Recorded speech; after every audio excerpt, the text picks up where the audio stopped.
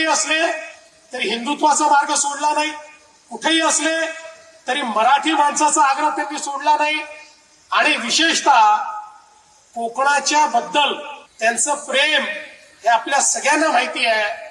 कोकणाच्या विकासाच्या संदर्भात खऱ्या अर्थानं जर या विकासाला दिशा देण्याचं काम हे कोणी केलं असेल तर ते राणे साहेबांनी त्या ठिकाणी केलं.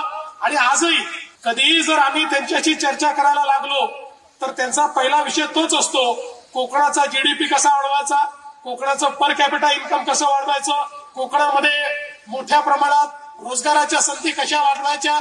मला असं वाटतं की राणे साहेब तसे तर महाराष्ट्राचे नेते आहेत, देशाचे नेते, देशाचे मंत्री म्हणून काम करायला त्यांना संधी मिळाली, पण त्यांच्या हृदयामध्ये मात्र सातत्याने कोकण हा आपल्याला त्या ठिकाणी जिवंत दिसतो, स्पंदित दिसतो. आणि मला असं वाटतं की हे जे नेतृत्व आहे महाराष्ट्राचं, आज जरी ते 75व्या वर्षात पदार्पण करत असले तरी आपल्याला कल्पना आहे की खरं म्हणजे राजकारणातली कारकीर्द ही तशी ज्याला प्रगल्भता म्हणते ती 60व्या वर्षी चालू होते.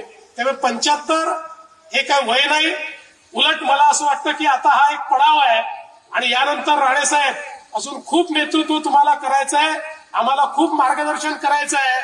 आणि जसं नितीनजीने सांगितलं, आम्ही सगळे याच मैदानावर तुमची 100वी साजरी करण्याकरता येऊ हा विश्वास आणि ईश्वराला मी प्रार्थना करतो. तुम्हाला खूप मनापासून शुभेच्छा देतो.